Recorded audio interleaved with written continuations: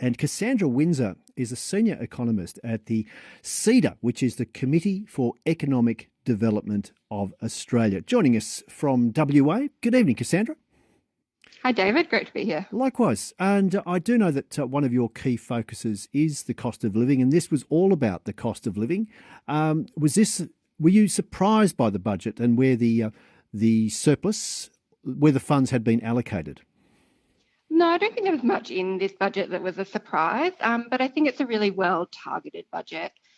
There would have been a great temptation to spend all of that surplus. The demands on the treasurer are pretty huge. You see that in the lead up to the budget, where everyone's putting out, what they want and what they expect. And there was a need for some cost of living relief in this budget, but it's really been very well targeted at the lowest income households. And that's what we want to see, because widespread cost of living relief, while it might be nice as a kind of one-off and make households feel a bit more positive, would actually probably make the situation worse in the longer run by stoking inflation. So what we've seen tonight has been that really targeted relief at the lowest income households. McRad, great name. McRad from Chiltern asks this question. And this is really a sort of like longitudinal study of budgets, and I'd imagine you won't have the data to hand, Cassandra, but it's an interesting point that McRad makes. That are there figures or stats which show previous budgets versus the actual results of the spend in comparison? And I know this is quite close to your own area of research, which is about funding efficacy. What do you think in terms of a lot of outlay, a lot of spending, a lot of money being allocated to lower income houses, but how can we ensure that this money will be best spent? Yeah, so look, the measures in this budget, I think we can be pretty confident will help those households. So we've got some targeted increase in job seeker, pretty modest. We've got some increase in Commonwealth rent assistance payments, which again is pretty modest, and those are the households really doing it toughest at the moment, and some expanded access to single parenting payments. So we know at that very, very low income level that more money is what these households need. They're essentially living in poverty at the moment. Job seeker and these payments are below the poverty. Oh, Cassandra, we've just lost you momentarily. Oh, sorry, just that a little. But I have to say, though, and this is something that Darren in Northcote and many others have made the point, that while it is a welcome a relief package for those in lower income and those seeking jobs and those single parents and the like, in some instances, given it's $2.85 per day, I don't wish to seem like that sort of sour skeptic on the boundary, but it does seem such a meagre increase that it's almost like a bit of virtue signalling. Look, it's very low, and it's much lower than most of the kind of called for. It is still lower than the poverty line, and that is a big issue, I think, in a pretty wealthy country like Australia. So we do need to be careful about where we're spending our money. But these lowest income groups, as you said, they're already getting low payments, and these are very modest increases.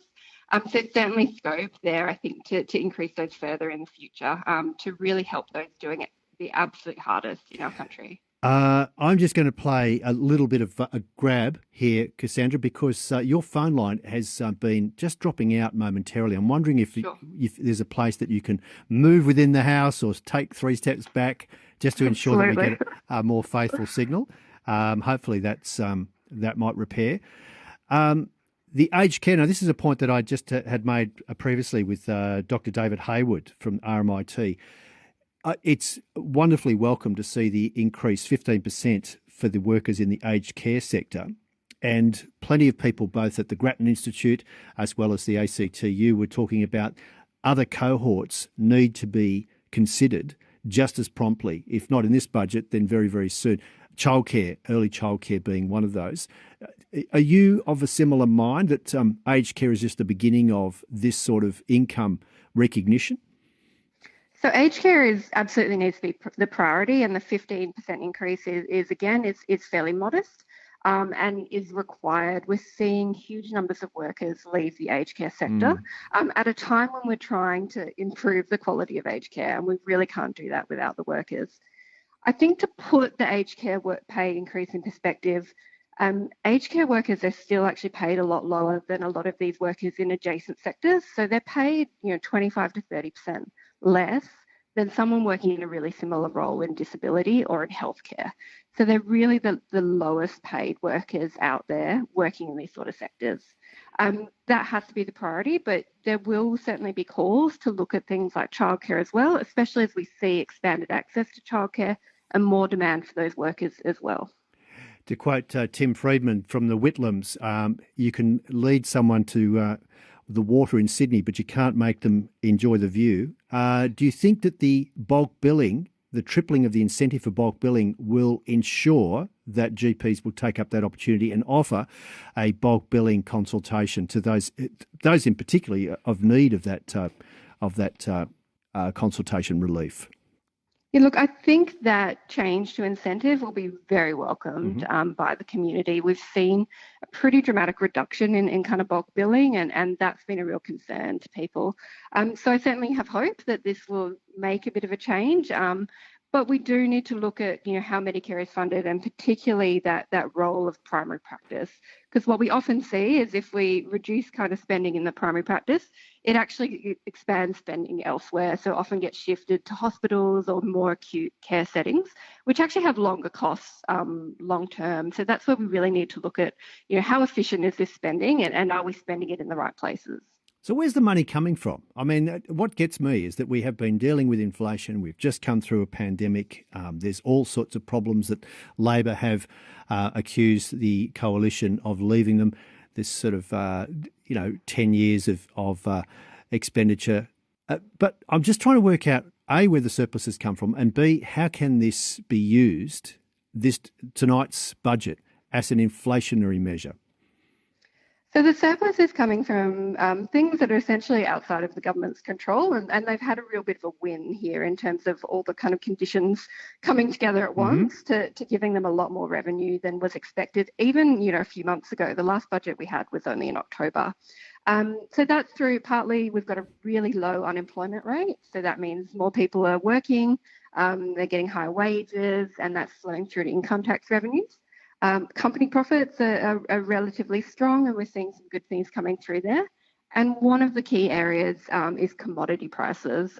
So we've seen much higher than expected oil and gas prices. A lot of that is due to what's happening over in Ukraine, and higher iron ore prices as well. So all of that has meant that we have far more revenue coming in than we expected a few months ago. And they're also, I know, in terms of the commodities, they're bumping up the resource rent tax by some 2.6 billion over 4 years. So again, another welcome injection of money for a sector that's been running hot, no pun intended, with some gross profits. Again, no pun. But the one thing that has another thing that's been mentioned is that this has been a budget that Mr. Chalmers singled out as being fair for women and made several points about it. For example, there is leave for domestic violence, which is thoroughly welcome. There's a care economy is the phrase that he keeps banding around. There is also paid parental leave. And the other thing too of single parents now being eligible for payments for until the child is 14 years old rather than 8 years old, I think was the previous cutoff. Your perspective on how things are in terms of the female sort of perspective of the budget. Yeah, look, so there's definitely some great measures in here for women, and even we talked about the increase in wages for aged care. That's an industry that's nearly 90% female, so that's a really big boost to a good group of female workers. The single parenting payment again is fantastic and will mainly benefit women. And things like expanded access to childcare, which have been in the works for some time, but we've seen them in the budget, will start to help with increasing women's workforce participation.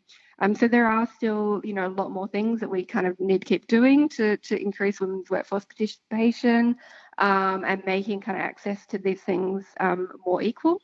But there are some really good measures in the budget, and I think most women will be pleased with the progress and the way that we're heading with some of these things.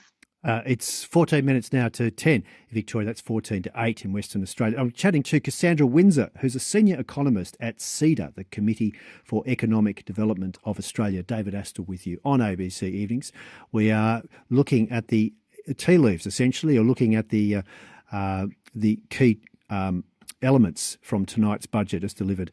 Second full budget. There was a mini budget in October. I guess they call that a budget, mini budget. Not quite sure what that is. It's a bit like having a little one single ice cream cone and calling it not quite a double cone.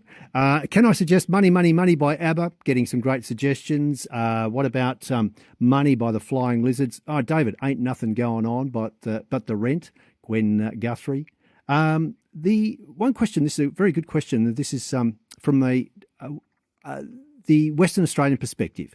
I didn't ask David about the Victorian perspective. Do you think there was anything that was particular to a Western Australia audience and consumers and taxpayers? Look, there's not a lot in here that's specific for WA. A couple of points, though. The measures that have been really helpful for the federal budget, particularly those higher than expected commodity prices, they're also very helpful for the WA budget, which will be coming out in 2 days' time on Thursday. So we should be expecting some really positive budget positions at a state level as well. It's not a big infrastructure spending budget like we have seen in some years. And I think when we see those big infrastructure budgets, you do often see, well, there's a big project over here in WA and there's this over here in New South Wales and this in Victoria. But because there's pretty limited new infrastructure announcements, we don't see much of that kind of state-by-state level announcements in this budget. But Western Australian households will benefit from all these cost of living relief payments that are going through. Although someone makes the point on the text line 0437 774 774, no mention of any relief, any subsidies for petrol or diesel. And I know that Western Australia, as much as any other state, is one that really does thrive on those long haul freights. Do you think that was something that possibly is a blind spot for Western Australia consumers? Look, I think people always like relief in petrol prices and things like that, but I don't think that was really ever on the cards in this budget. And I do think we are likely to see some kind of broader cost of living relief for WA households in the state budget coming out on Thursday. Lastly, Cassandra, I know that you've been going through the details quite thoroughly, and I gave David the same opportunity. Is there anything that you'd like to add, something that was surprising or perhaps even something that was neglected? So I think this budget does a really good job of addressing some of the short-term challenges that we have around cost of living and those key sectors like aged care, but it really doesn't address the long-term challenges that we have coming. So the nice budget surplus we have this year is probably a one-off and isn't likely to be repeated, or certainly not for the long term. But we haven't really addressed, we've got big spending challenges coming in aged care and disability and health. And we've got real issues about where the revenue is coming from longer term in the tax system. So those hard decisions haven't been made. They've been put off. And there are things we're going to need to address in the not too distant future. Oh, and one more question, and this is a very shrewd question, and only an economist could answer it, but you may not be across every detail, Cassandra, but this is, do you think the budget will have an impact on currency exchange rates? I'd be surprised. I think we haven't seen a huge kind of difference in, huge spending swing either way there. So I'd be surprised if we had much of an impact on exchange rates. And I understand, Cassandra, that congratulations are in order. In fact, you've played the game of life, and it sounds a bit like this.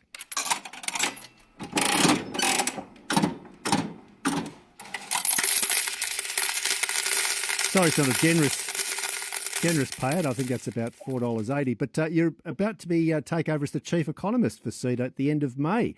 Was announced only last week. Congratulations. Thank you. It's terrific. And does that mean that you might even be travelling around, dropping into the Victorian studio anytime soon? Yes, absolutely. So I am staying over in WA, but we'll certainly be doing plenty of travel. So happy to have a chat anytime. I think we've got to have a chat beyond this little budget get-togethers, but I really appreciate your time tonight, Cassandra. And thank you so much, too, to the CEDA team who's managed to put your name forward. It's been terrific having a chat with you. Fantastic. Thanks, David. Thanks again. Cassandra Winzar there, who's very soon to be the heading up the CEDA there, the senior economist currently at the Committee for Economic Development for Australia.